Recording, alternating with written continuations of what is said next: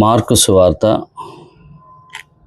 9వ అధ్యాయము 30-37 వచనాలు. మార్కు సువార్త 9వ అధ్యాయము 30-37 వచనాలు. వారు అక్కడ నుండి బయలుదేరి, అంటే ప్రభువు శిష్యులు కలిసి బయలుదేరి గలిలయ గుండా వెళ్ళుచుండిరి. అది ఎవనికిని తెలియుట ఆయనకి ఇష్టము లేకపోయాను. ఏలయనగా ఆయన తన శిష్యులకు బోధించుచు, మనుష్య కుమారుడు మనుషుల చేతికి అప్పగింపబడుచున్నాడు, వారు ఆయనను చంపెదరు, చంపబడిన 3 దినములకు ఆయన లేచునని వారితో చెప్పెను. వారు ఆ మాట గ్రహింపలేదు గాని ఆయన నడగ భయపడిరి. అంతటా వారు కపెర్నహూమునకు వచ్చిరి. వారు ఎవడు గొప్పవాడని మార్గమున ఒకరితో ఒకడు వాదించిరి గనుక ఆయన ఇంట ఉన్నప్పుడు మార్గమున మీరు ఒకరితో ఒకరు దేనిని గూర్చి వాదించుచుంటిరని వారిని అడిగాను. వారు ఊరకుండిరి. అప్పుడు ఆయన కూర్చుండి 12 మందిని పిలిచి, ఎవడైనను మొదటి వాడై ఉండగోరిన ఎడల వాడందరిలో కడపటి వాడును, అందరికీ పరిచారకుడిని ఉండవాలని చెప్పి, ఒక చిన్న బిడ్డను తీసుకొని వారి మధ్యన నిలవబెట్టి వారిని ఎత్తి కౌగిలించుకుని, ఇట్టి చిన్న బిడ్డలలో ఒకరిని నా పేరిట చేర్చుకొనివాడు నన్ను చేర్చుకొనును, నన్ను చేర్చుకొనివాడు నన్నుగాక నన్ను పంపిన వాడిని చేర్చుకొనును అని వారితో చెప్పెను. చదవబడినటువంటి దేవుని యొక్క వాక్యంలో మనం గ్రహించినట్లయితే 30వ వచనంలో వారు అక్కడి నుంచి బయలుదేరి గలిలయ గుండా వెళ్ళుచుండిరి. అది ఎవనికిని తెలియుట ఆయనకి ఇష్టం లేదు. మనం చదవబడినటువంటి లేఖనాల్లో కానీ ఎక్కడ చూసినా కానీ మనం ఏమి జరుగుతుందంటే, ప్రభు ప్రతిసారి ఎవరికీ చెప్పొద్దు, ఎవరికీ తెలియచేయద్దు అని చెప్పటం మనం చూసినప్పుడు, ఆయనను వెంబడించేటువంటి ప్రజలు అద్భుతాల కోసము వెంబడిస్తున్నారు, స్వస్థతల కోసం వెంబడిస్తున్నారు. అందుకని ఆయన ఆ విధంగా తెలియకూడదు. ఆ విధంగా అంటే వచ్చిన పని వేరు, జరుగుతున్న పని వేరు, ప్రజలేమో ఆయన చూసే విధానం వేరు. ఈ రెండిటి విషయాల్లో ఆయన ఏమనుకున్నాడంటే, నేను వచ్చిన విషయం ఏంటి, మీరు ఆ విషయాన్ని మీరు గ్రహించాలి. గ్రహించకుండా ఏం చేస్తున్నారు, నేను ఏమై ఉన్నానో గ్రహింపు కలిగి ఉండటానికి నేను మరి అద్భుత కార్యాలు చేస్తూ స్వస్థత చేస్తున్నప్పుడు మీరు వాటి మీద ఆధారపడి నన్ను గుర్తించట్లేదు, నన్ను ఎరిగి ఉండట్లేదు అనేటువంటి ఒక ఆలోచనతో ఆయన ఎవరికి మరి తెలియకుండా ఉండాలనేటువంటి ఆలోచన కలిగి ఉన్నట్లుగా గమనించవచ్చు. అలాగే 31, ఏలయనగా ఆయన తన శిష్యులకు బోధించుచు, మనుష్య కుమారుడు మనుషుల చేతికి అప్పగింపబడుచున్నాడు, వారు ఆయనను చంపెదరు, చంపబడిన 3 దినములకు ఆయన లేచునని వారితో చెప్పాను. ప్రభువు తన శిష్యులతో ప్రతిసారి ఈ విషయాన్ని వాళ్ళకి తెలియచేస్తున్నట్టుగా గమనిస్తాం. అంటే నేను వచ్చినది మీకు మిమ్మల్ని 12 మంది శిష్యులను పిలిచినది కానీ, నన్ను వెంబడి తీసుకెళ్తుంది కానీ, నా శిష్యులుగా చేసుకుంటుంది కానీ, అంటే ఆయన ప్రణాళిక ముందున్నది. ఆ ప్రణాళికలో ఏంటి, నేను వచ్చినది మిమ్మల్ని రక్షించటానికి, అంటే మీ 12 మందిని కాదు, సర్వమానవాళిని రక్షించటానికి, అపవాది నుంచి మిమ్మల్ని దూరం చేయటానికి, మీ మీద ఉన్నటువంటి పాప భారాన్ని తీసివేయటానికి, దానికి ఆ యొక్క పాప భారానికి సంబంధించినటువంటి బలిని నేను అర్పించటానికి, అంటే బలి నేనే అవ్వటానికి అనేటువంటి విషయాన్ని ఆయన సారికి శిష్యులకు చెప్పటం మనం గ్రహించవచ్చు. అంటే వాళ్ళని తర్ఫీదు చేసినట్టుగా, లేదా ఇక్కడ చూసినట్టయితే కొంచెం పక్కకి తీసుకెళ్ళి, అంటే ఏకాంతముగా తీసుకెళ్ళి వారితో మాట్లాడినట్టుగా కూడా మనం గమనించవచ్చు. అంటే వారిని ఏం చేస్తున్నాడు, తర్ఫీదు చేస్తున్నాడు, వాక్యాన్ని బయలుపరుస్తున్నాడు, ప్రవచనాలను ఎత్తి మాట్లాడుతున్నాడు, ఉపమాన రీతిగా వారికి అర్థమయ్యేటట్టు చెప్తున్నాడు. అయితే 32వ వచనంలో వారు ఆ మాట గ్రహింపలేదు కానీ ఆయనను అడగ భయపడి. మనం జ్ఞాపకం చేసుకుంటే ఎప్పుడు కూడా శిష్యులు పలుమార్లు ఆయన వారికి అర్థమయ్యేటట్టు చెప్పినప్పటికి కూడా వారు గ్రహింపకున్నారు. అంత మాత్రమే కాదు, గ్రహింపలేదు, ఆయన అడగ భయపడిరి. ఆయన తిడతాడనుకున్నారు, మళ్ళీ ఏమైనా అంటారనుకొని, ఎన్నిసార్లు మిమ్మల్ని నేను ఎన్నిసార్లు మీకు విశ్వాసం లేనటువంటి జనమా అనేటువంటి అంతకుముందు వచనాల్లో కూడా చెప్పింది మనం చూస్తాం. సో వాళ్ళు ఏం చేశారు, ఆ విషయానికి భయపడ్డారు. తెలియకపోయినా, లోపల అర్థం కాకపోయినా మెలకుండా ఉండిపోయారు. కానీ ప్రభువు వారితో మాట్లాడుతున్నప్పుడు ఆయనను అర్థము చేసుకోవాలి అనేటువంటి విషయాన్ని, నేను ఎందు నిమిత్తం వచ్చానో, నేను ఎవరినో అర్థం చేసుకోవాలి అనేటువంటి విషయాన్ని వారికి ఏకాంతంగా బయలుపరచడానికి ఆయన చూస్తున్నాడు. అలాగనే 33వ వచనంలో, అంతట వారు కపెర్నహూమునకు వచ్చిరి. వారు ఎవడు గొప్పవాడని మార్గమున ఒకరితో ఒకడు వాదించిరి గనుక.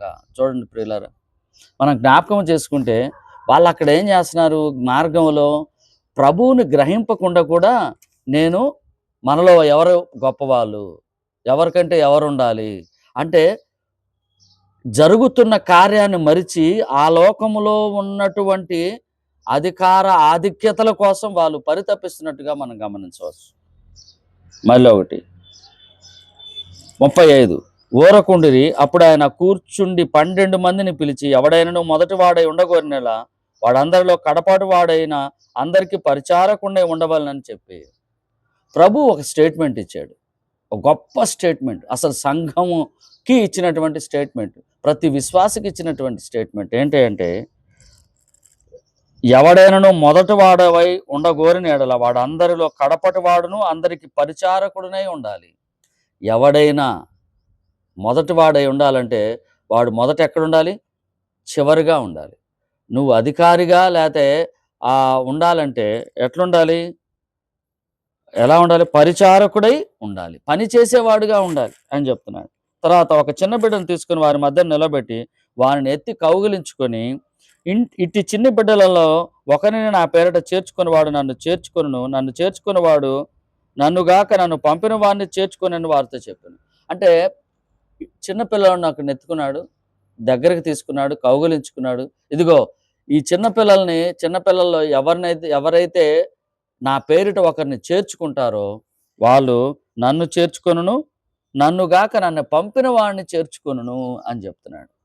ఇక్కడ గమనించినట్టయితే వాక్య భాగంలో చిన్నపిల్లల్ని అంటే వినయము, తర్వాత అహంకారము లేనటువంటి పిల్లలు, ఆ చిన్నతనములు వాళ్ళకి అహంకారం ఉండదు, వినయం ఉంటుంది. అలాగనే ఒకరి మీద ఆధారపడే స్వభావం ఉంటుంది. ఇటువంటి పిల్లల్ని, లేదా తర్వాత చిన్నపిల్లల మనస్తత్వం, అంత మాత్రమే కాకుండా యూదుల అప్పుడున్నటువంటి పరిస్థితుల్లో చిన్నపిల్లల్ని వాళ్ళు ఏమనుకుంటారంటే పెద్దగా పట్టించుకోరు, వాళ్ళకేమి తెలియదు అన్నట్టుగా వాళ్ళని గుర్తించినటువంటి పరిస్థితులు. అటువంటి వారిని సైతం గుర్తిస్తూ వారికి సైతం వాక్యాన్ని తెలియపరుస్తూ నా పేరిట చేర్చుకోండి అన్న. నా పేరిట అంటే ఆయన వాక్యాన్ని బోధించటం కానీ, లేకపోతే ఆయన ఇచ్చినటువంటి వాక్యాన్ని గ్రహింపు కలిగి ఆయన నామములో వారిని చేర్చుకోవటం, దగ్గర తీసుకోవటం. ఈ విషయాలను గమనించినప్పుడు అయితే మనకి ఎలా చేసుకుందాం? గుర్తుపెట్టుకుందాం, ఎప్పుడైనా దేవుని యొక్క వాక్యము చదవటంతోనే 2 విషయాలు మనకు అర్థం కావాలి. ఏంటిదంటే ఆ 2 విషయాలు ఏంటంటే, దేవుడు ఏం చెప్పదలుచుకున్నాడంటే, నేను ఏమై ఉన్నానో, నేను ఎవరినో అది నువ్వు తెలుసుకో. నువ్వు ఎలాగున్నావో కూడా తెలుసుకోవాలి. ఎలాగున్నావో తెలుసుకోవాలి. వాక్యం చదువుతుండగానే అయ్యా, ఆహా, నేను ఆరాధిస్తున్నటువంటి దేవాతి దేవుడు ఇంత గొప్పవాడు. అలాగనే నేను ఎలాగున్నాను, ఆయన వెంబడిస్తున్న నేను, ఆయన చెప్పినటువంటి మాటలు నేను వాటిని అనుసరించేవాడిగా ఉండాలి కదా అనేటువంటి విషయాన్ని అది అక్కడ మనం జ్ఞాపకం చేసుకొని సరిచేసుకొని వెళ్ళిపోవటం. దేవుణ్ణి గ్రహించాలి, అలాగనే నిన్ను నీవు కూడా పరీక్షించుకొని సరిచేసుకొని ముందుకు వెళ్ళాలి. అయితే ఇక్కడ మనం పరీక్షించుకుందాం ఏమని? మనము కూడా ఆయన ఎవరికి తెలియకుండా ఇష్టం లేదన్నప్పుడు 31, 30, 31, 32 వచనాల్లో మనం చూస్తే నేటి సంఘాలలో ఉన్నటువంటి విశ్వాసులు, ప్రభువుని వెంబడిస్తున్న విశ్వాసులు, క్రైస్తవులని చెప్పుకునేటువంటి విశ్వాసులు దేనికోసం వెంబడబడుతున్నారంటే స్వస్థతలు, అద్భుతాల కోసం వెంబడబడుతున్నారు. వారి ఉన్నటువంటి కోరికలు తీర్చుకోవటానికి వెంబడబడుతున్నారు. వారి స్వకీయ ఆశలు దేవునిని వెంబడిస్తున్నామని చెప్పుకుంటూ నామకార్థంగా జీవిస్తూ వాటిని నిమిత్తమే చూస్తున్నారు. అయితే దేవుడు ఏమంటున్నాడు? ఎవరికీ చెప్పట్లేదు, వాళ్ళ నుంచి దూరం అవుతున్నాడు. మనం గ్రహించాలి. ఆ విషయాల కోసం మనం ప్రభువుని వెంబడించినట్లయితే, దేవుణ్ణి ఆరాధించినట్లయితే ఆ విషయాల్లో మనకేం జరుగుతుంది? తనను తానుగా ఆయన వెళ్ళిపోవడానికి ఇష్టపడుతున్నాడు. అంటే మన చూపులో ఏం మారాలి? ఆయన చూసే విధానంలో ఏం మారాలి? ఆయన గ్రహింపు కలిగి ఉండాలి. కేవలము మాటలు వినటం వలన కాదు కానీ, విన్నటువంటి వాక్యాన్ని గ్రహింపు కలిగి ఆ ప్రకారం నడుచుకోవటం వలనే ప్రభువుతో సహవాసం ఏర్పడుతుందని మనం గ్రహించాలి. అంతేకాకుండా ఇంకొక విషయాన్ని చూసినప్పుడు వారు మార్గమున మీరు ఒకరితో ఒకరు దేని గురించి వాదించుచుంటిరి అన్నారు. నేటి సంఘాలలో ఉన్నటువంటి వారు ఎలాగున్నారంటే అధికారాల కోసం, లోపల ఉన్నటువంటి సంఘ పెద్ద కోసం, నేను కాపరవ్వాలని, నేను సంఘ పెద్ద అవ్వాలని, నేను సువార్థికుడినవ్వాలని, సంఘంలో నేను ఇలా మెయింటైన్ చేయాలంటే లోక సంబంధమైనటువంటి అధికారాల కోసము కొట్టుకోవటము, సంఘాలు చీల్చబడటము, అనేక రకాలైనటువంటి మందిరాలు అవ్వటము మనం బయట చూసినప్పుడు తెలుస్తుంది. అలాగనే తోటి విశ్వాసుల్లో కూడా ఉన్నారు. విశ్వాసుల్లో కూడా నేను ఆ పనికి నేను అర్హుడని అని వీళ్ళకి వీళ్ళే అనుకోని వెళ్ళిపోవటం. దేవుడు ప్రతి ఒక్క విశ్వాసికి సంఘములో ఆ పనులు జరగటానికి ఆయన ఏం చేస్తాడు? కృపావరాలను ఇస్తాడు. ఎలాగా? ఎంత సామర్థ్యం మేర ఆయన కృపావరాలు ఇచ్చినప్పుడు ఎవరికైతే కృపావరం ఇచ్చాడో లేదా కొంతమందికి ఎక్కువ కూడా ఇచ్చుండొచ్చు. ఆ ఇచ్చినటువంటి కృపావరాన్ని తన కోసం కాదు గానీ సంఘములో ఉన్నటువంటి విశ్వాసులందరి కోసం ఉపయోగపడటానికి మాత్రమే ఇచ్చిందని మనం గమనించాలి.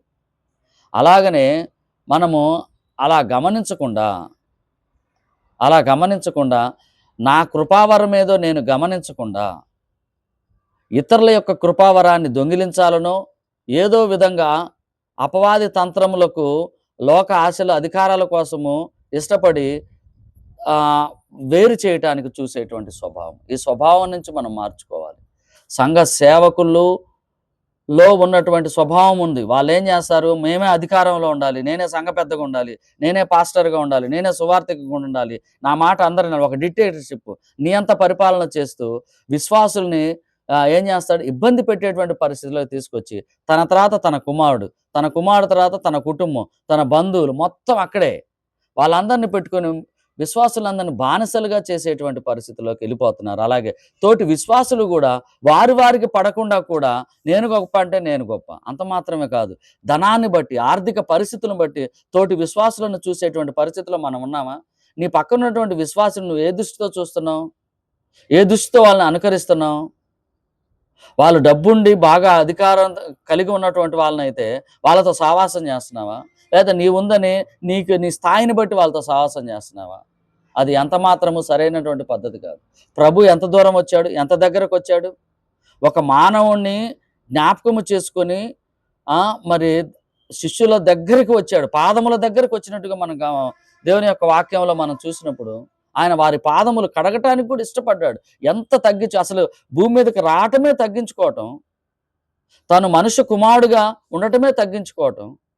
పరిశుద్ధుడైనటువంటి ఆ దేవాతి దేవుడు మరి ఇంతగా మన కోసం ప్రాణం పెట్టడానికి సిద్ధపడినటువంటి ఆ దేవుని కుమారుని మనం జ్ఞాపకం చేసుకొని మనం సరిచేసుకోవాల్సిన వారమై ఉన్నాం కానీ ఆయన్ని అనుసరించి. అంతేగాని మనలో మనకి భేదాభిప్రాయాలు, హెచ్చుతగ్గులు, నేనంటే నేను అనేటువంటి స్వభావము విశ్వాసుల్లో, పెద్దలలో, కాపరిలో ఉండటం అది ఎంత మాత్రము సరైనటువంటిది కాదు. ఇంకా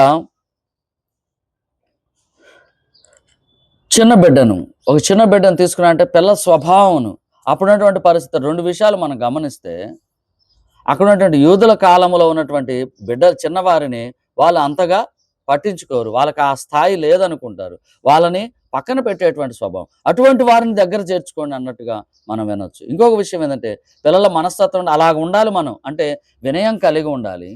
అలాగని ఇంకేంటి ఆధారపడే మనస్తత్వం. నీకు నువ్వుగా సొంతగా ఆలోచించే మనస్తత్వం చిన్నపిల్లల్లో ఉండదు. వారు ఖచ్చితంగా ఒకరి మీద ఆధారపడతారు. వాళ్ళ తండ్రి మీదో, తల్లి మీదో ఆధారపడి ప్రతి చిన్న విషయాన్ని కూడా వారి మీద ఆధారపడుతుంటారు. అలాగా ఉండాలనేటువంటి ఆలోచన కూడా ఉంటుంది. వినయం కలిగి ఉంటారు. అలాగనే అహంకార స్వభావం వాళ్ళలో ఉండదు. మనం జ్ఞాపకం చేసుకుంటే అహంకార స్వభావం వాళ్ళలో ఉండదు. ఈ విషయాలను బట్టి మనం జ్ఞాపకం చేసుకోవాల్సిందంటే ఎప్పుడైతే చిన్న బిడ్డల మనస్తత్వం మనకు ఉంటుందో, వినయం కలిగి ఉంటామో, అహంకారం లేకుండా ఉంటామో, తోటి వ్యక్తులను కూడా మనము సంతోషముతో, సమాధానముతో వారితో స్థాయిని బట్టి కాకుండా మరి వారి యొక్క స్థితిని బట్టి మనము వారితో సావాసము చేస్తాము. అందరం ఒకటే అనేటువంటి ప్రభు రక్తంలో కడగబడినటువంటి ప్రతి విశ్వాసి ఒకరే, అందరూ యాజకులు, యాజక సమూహము అని మనం గ్రహించినట్లయితే దేవుని యొక్క వాక్యాన్ని వారితో ఆ విధంగా సావాసం చేసినట్లయితే మనం ఎవరిని స్వీకరిస్తామంట? తన కుమారుని నన్ను చేర్చుకొనువాడు తండ్రిని చేర్చుకొనును. ఇటువంటి చిన్నపిల్లల స్వభావంతో కూడినటువంటిగా మనం ఉన్నట్లయితే ఎవరిని చేర్చుకుంటామంట? ప్రభువుని చేర్చుకుంటాం. ప్రభువుతో పాటు తండ్రిని చేర్చుకుంటాం. మనం జ్ఞాపకం చేసుకున్నట్లయితే ఈ విధమైనటువంటి వాక్య భాగాన్ని ప్రభువు మనకు అందిస్తున్నాడు. దేవుడు మనతో సూటిగా మాట్లాడుతున్నాడు. ఏమని? మీలో స్థాయిని బట్టి హెచ్చుతగ్గులు ఉండొద్దు. మీకు మీరు కూడా హెచ్చుతగ్గులు ఉండొద్దు.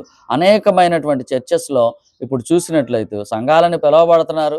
వాళ్ళకు వాళ్ళే మరి ఒకరికంటే ఒకరు పడకపోవటం. దేవుని యొక్క వాక్యం ఏం చెప్తుంది? నిన్ను వలె నీ పొరుగు వారిని ప్రేమించండి అన్నప్పుడు ప్రేమ లేకపోవటం. ఏ ప్రేమనైతే కలిగి ప్రభువు మన దరికి వచ్చాడో ఆ ప్రేమ లేక ఉండటం, ఆ ప్రేమను దూరం చేయటం ఎంత మరి బాధాకరమైన విషయం. ప్రభు ఎంత బాధపడతాడు, దేవుడు ఎంత బాధపడతాడు. ఎందు నిమిత్తం నా ప్రియ కుమారుడు మీ సన్నిధానమునకు తీసుకొని వచ్చి, మీ దగ్గరకు తీసుకొని వచ్చి, మీ నిమిత్తము నా కుమారుని పెట్టడానికి నేను వెనకాడలేదు. అయితే మీరేం చేస్తున్నారు? మీకే పడనటువంటి పరిస్థితిలో ఉన్నారు కదా అని ఆయన మరి ఎంతగా వేదన చెందుతాడో మనం జ్ఞాపకం చేసుకోవాలి. తర్వాత ప్రభువుని వెంబడించే విషయంలో ఇంకా మనము మన స్వకీయ ఆశల వైపు వెంబడిస్తున్నామా? ఈరోజు పరీక్షించుకుందాం. నువ్వు ప్రభువును చూసే విధానములో నువ్వు స్వచ్ఛమైనటువంటి మనసుతో, స్వచ్ఛమైనటువంటి హృదయముతో నువ్వు మరి ప్రభువుని ప్రేమించేవాడుగా ఉండాలి. ఆత్మతో సత్యముతో ఆరాధించేవాడుగా ఉండాలి. అంతేగాని అద్భుత కార్యములతోనూ అవసరాలు తీర్చడంలోనూ ఆ తర్వాత నాకు మంచి జరిగిద్దనో, ఈ ఆదివారం చర్చికి వస్తే నాకు సహాయం చేస్తాడు దేవుడు అనే ఉద్దేశంతో నువ్వు చేసినట్లయితే అదంతా వ్యర్థము వ్యర్థము వ్యర్థము. అది ఎందుకు ఉపయోగం లేనటువంటి. నువ్వు చదువుతున్నటువంటి వాక్య భాగంలో మనతో సూటిగా మాట్లాడుతుంది ఏంటంటే, అందు నిమిత్తం నువ్వు వస్తే నా దగ్గరికి ఆయన ఎవరికి తెలియకుండా ఆయనకి ఇష్టం లేదు అంటున్నాడు. ఒకవేళ అయితే నీకు జరిగి ఉంటే కొన్ని అవి దేవుడు చేశాడో లేదో చూసుకో. అపవాది కూడా కొన్ని రకాలైనటువంటి అద్భుత కార్యాలు చేస్తాడు వాడు. ఇప్పుడు మోషే విషయంలో ఏం జరిగింది? ఆ పామును తయారు చేసినప్పుడు ఫరో దగ్గర ఉన్నటువంటి ఆ మంత్రులు కూడా ఏం చేశారు? పాములు తయారు చేశారు. వాళ్ళు కూడా మంత్రాలను పెట్టి. అలాంటి కొన్ని అంటే అవి శాశ్వతం కాదు. అవి అపవాదికి సంబంధించినటువంటి అద్భుత కార్యాలు. అలా మీ జీవితంలో కూడా జరిగి ఉండొచ్చు. వాటిని బట్టి మీరు మిమ్మల్ని పక్కదారి పెట్టడానికి కూడా చేసి ఉండొచ్చు. కానీ అవేంటి? అవి అదృశ్యమైనటువంటి అంటే మాయతో కూడినటువంటివి. దాంట్లో సత్యము లేదు, అబద్ధం ఉంటుంది. వాడు అబద్ధానికి జనకుడై ఉన్నాడు. అయితే మనం జ్ఞాపకం చేసుకుందాం. ఈ దినము మన జీవితంలో మనలో ఉన్నటువంటి మన దేవుని యొక్క వాక్యాన్ని చదువుకున్నటువంటి మనము ఎలాగున్నాము, ఏ విధంగా ఉన్నాము, ఇవేమైనా ఉన్నాయా సరిచేసుకోవటం, ప్రార్థన చేసుకోవటం, ఆ విధంగా మనం సహవాసం కలిగి ఉండటం ఎంతైనా మంచిది. ప్రార్థన చేసుకుందాం. కృపా కనికరం కలిగిన మా దేవా, మా తండ్రి, స్తోత్రము నాయన. ఉదయకాలం వేళ మీ పాద సన్నిధానములో మరోసారి మీరు మాతో మాట్లాడినందుకు స్తోత్రము నాయన. మమ్మల్ని సజీవ లెక్కలో ఉంచినందుకు స్తోత్రము తండ్రి. నాయన మమ్మల్ని కంటికి రెప్పవలె కాపాడుతూ నడిపిస్తూ నాయన భవిష్యత్తులో కూడా ఆ విధంగా మమ్మల్ని నడిపించమని కోరుకుంటున్నాం. మరి ఈ దినము మీరు ఇచ్చినటువంటి వాక్య భాగాన్ని బట్టి స్తోత్రం. మా పరిస్థితులు నాయన అద్భుతాల కోసమో ఆశ్చర్యాల కోసమో మేము మిమ్మల్ని వెంబడిస్తుంటే మమ్మల్ని మేము సరిచేసుకోవటానికి కృప చూపించండి. మీ వాక్యాన్ని నాయన మేము సంపూర్ణంగా గ్రహింపు కలిగి అలాగున జీవించగలుగుటకు సహాయం చేయండి. అంత మాత్రమే కాదు నాయన, ఒకరికంటే ఒకరు గొప్పవారు అన్నట్టుగా నా తండ్రి భేదాభిప్రాయాలు కలిగి నా తండ్రి మా యొక్క స్వకీయ ఆశలతో ఏడబడటం కాకుండా నాయన, మేము నిన్ను వల్ల నీ పొరుగువారిని ప్రేమించండి అనేటువంటి సత్యాన్ని మేము ఎరిగి అలాగున మేము ఉండగలుగుటకు సాయం చేయండి. సంఘంలో ఉన్నటువంటి ప్రతి విశ్వాసితో నాయన స్థాయిని బట్టి గాక మీరిచ్చిన ప్రేమను బట్టి వారితో సహవాసం కలిగి ఉండగలుగుటకు సాయం చేయమని, ఈ దినమంతటిలో మీ కృపలో మమ్మల్ని భద్రము చేయమని తండ్రి మా దేవా నాయన, మా మాటలు ఆలోచనలు క్రియలు మేవై ఉన్నట్టుగా సాయం చేయమని, తిరిగి సాయంత్రం వేళ మీ పాద సన్నిధానంలో కలుసుకున్నట్టుకు కృప చూపించమని, మా బంధువులు, రక్త సంబంధికులు, అన్నదమ్ముల కుటుంబాలు, అక్కజల కుటుంబాలు దీవించండి, బలపరచండి. ప్రతి విషయంలో మీరే మహిమ పొందమని మా ఈ ప్రార్థన మీ పాదముల చెంత మీ ప్రియకుమారుడు మందరి ప్రియ రక్షకుడైన ప్రభునేసు క్రీస్తు వారి ఘనమైన పరిశుద్ధమైన నామములు అడిగి వేడుకుంటున్నాము తండ్రి. ఆమెన్.